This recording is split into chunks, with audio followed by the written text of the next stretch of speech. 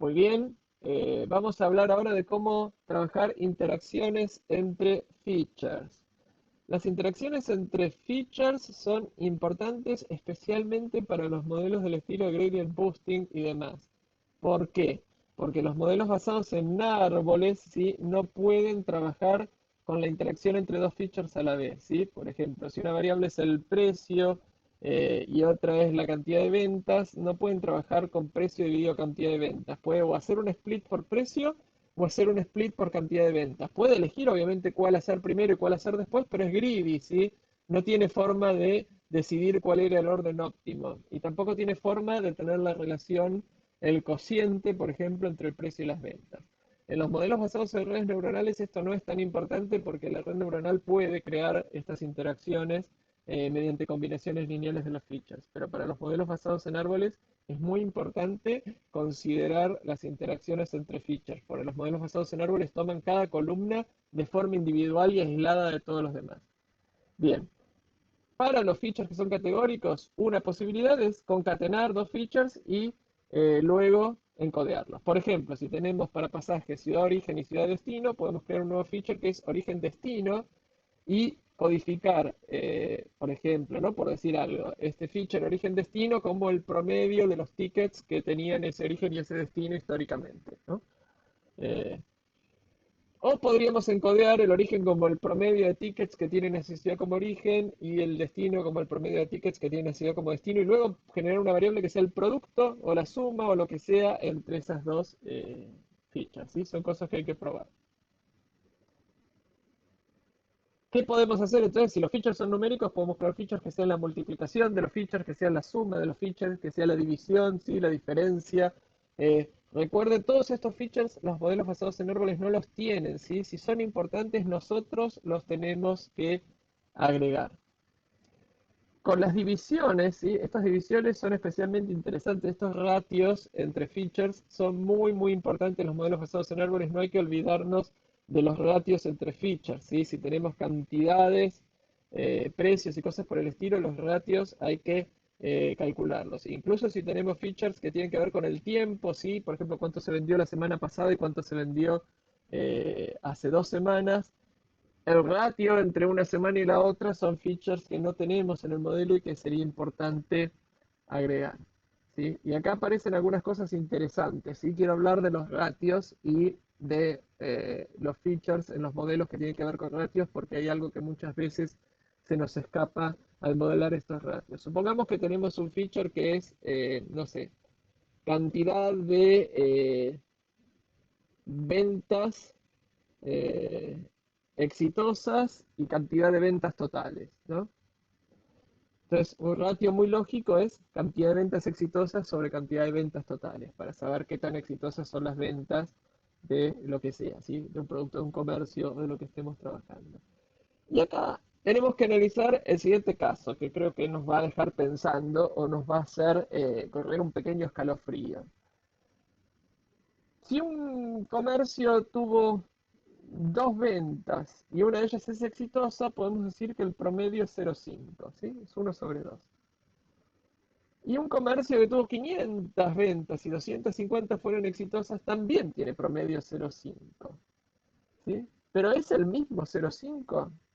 Claramente no, ¿no? Porque en un caso estamos, después de 500 ventas, si de 500 ventas 250 fueron exitosas, estamos mucho más seguros que el ratio de ventas exitosas de ese comercio es un medio, que en el caso del comercio que vendió dos y una fue exitosa y la otra no, ¿sí?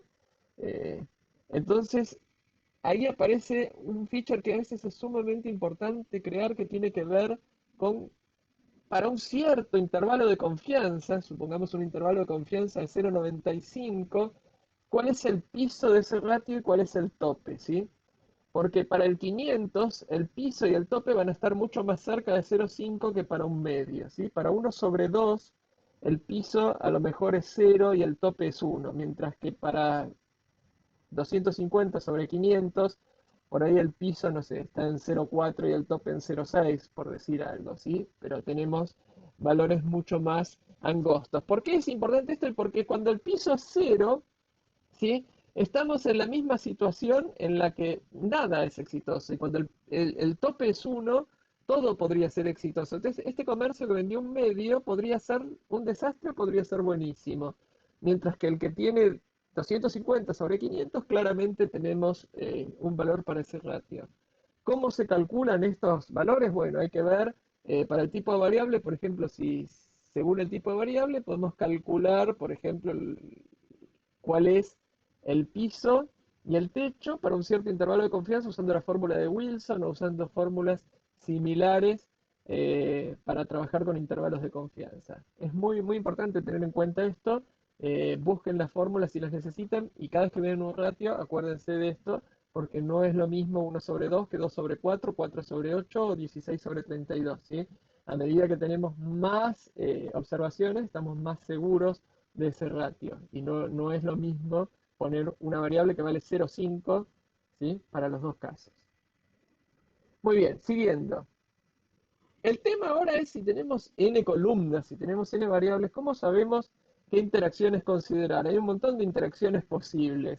De hecho, hay n por n interacciones posibles entre n variables, ¿sí? Tomándolas de a 2. Y eso es solo si las tomamos de a 2, las podríamos tomar de a 3 o de a 4, ¿sí?